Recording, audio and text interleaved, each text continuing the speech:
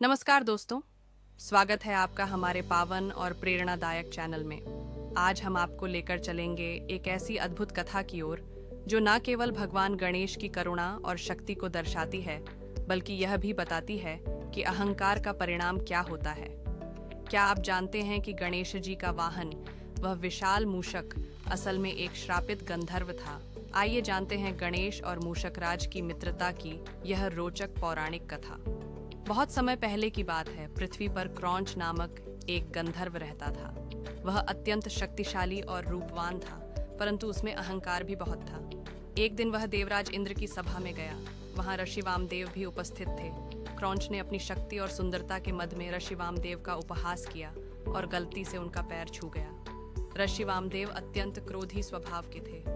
क्रौंच की धृष्टता और अपमान से वे तुरंत क्रोधित हो उठे और उसे शाप दिया। मूर्ख गंधर्व, तुझे अपने बल और आकार का इतना घमंड है तो जा, तू एक विशाल मूषक चूहा बन जा। तुझे पर्वतों को कुतरना पड़ेगा और बिलों में छिप कर रहना होगा। शाप के प्रभाव से क्रौंच तुरंत एक विशालकाय मूषक में बदल गया। उसका आकार इतना बड़ा था कि वह छोटे मोटे पर्वतों को भी अपनी नुकीली दांतों से कुतर डालता था। वह खेतों में घुसकर फसलें नष्ट कर देता और आश्रमों में आरशियों के सामान को भी नुकसान पहुंचाता। सभी उसके आतंक से त्रस्त हो गए। उसी समय पराशर ऋषि के आश्रम के निकट भगवान गणेश निवास कर रहे थे। उस विशाल मूषक ने उनके आश्रम में भी उत्पात मचाना शुरू कर दिया। गणेश जी ने अपने पाश फंदा से उस मूषक को पकड़ लिया।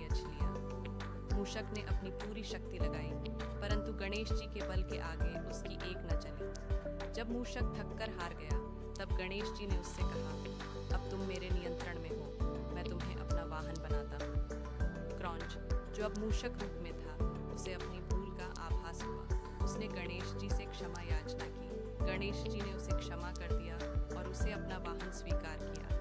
उस दिन से वह विशाल मूषक मूषकराज कहलाया और भगवान गणेश का प्रिय वाहन बन गया।